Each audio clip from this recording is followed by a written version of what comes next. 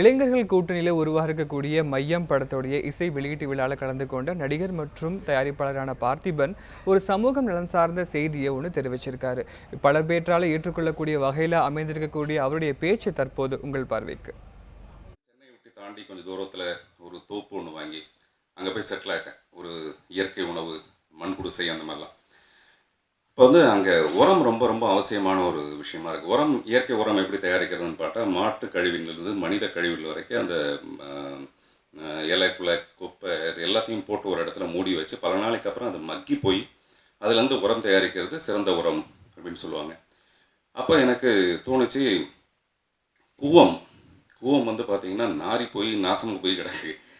இதை நம்மளும் ரொம்ப நாளாக சொல்லிகிட்டே இருக்கோம், அது எப்படியாவது சுத்தப்படுத்துவோம். ஒரு 2 in 1 மாதிரி, பராசக்தியில் இருக்கிற டைலாக் மாதிரி, தடாகத்தை சுத்தப்படுத்துகிறது மீன். அது அதில் சுயநலம், அதுக்கு பசியும் தீரும், அதோட அழுக்கும் தீரும். அந்த மாதிரி நான் இன்னைக்கு காலையில் போய் கூவத்தை போய் நின்று கொஞ்ச நேரம் பார்த்துட்டு இருந்தேன். அப்புறம் ஒரு விவசாயியை கூப்பிட்டு கேட்டேன், இதை நம்ம உரமாக பயன்படுத்தினோம்னா நல்லா இருக்குமா? நல்ல யோசனைங்க, பிரமாதமான யோசனை அப்படின்னாரு. உடனே ஒரு 10 மணி இருக்கும் மேயர் சைதை துரைசாமி அவர்களுக்கு நான் கால் ட்ரை பண்ணேன். அவர் ஏதோ சிஎம்மோட ஏதோ ஒரு மீட்டிங்கில் இருக்காருன்னு சொன்னார்.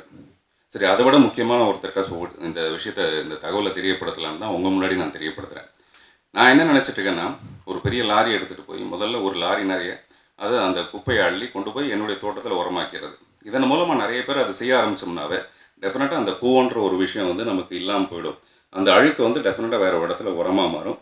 இந்த ஒரு நல்ல செய்தியை நம்ம பத்திரிகை மூலமாக இல்லை நீங்கள் எங்கேயாவது அதை பயன்படுத்தினா உபயோகமாக இருக்கும். நன்றி.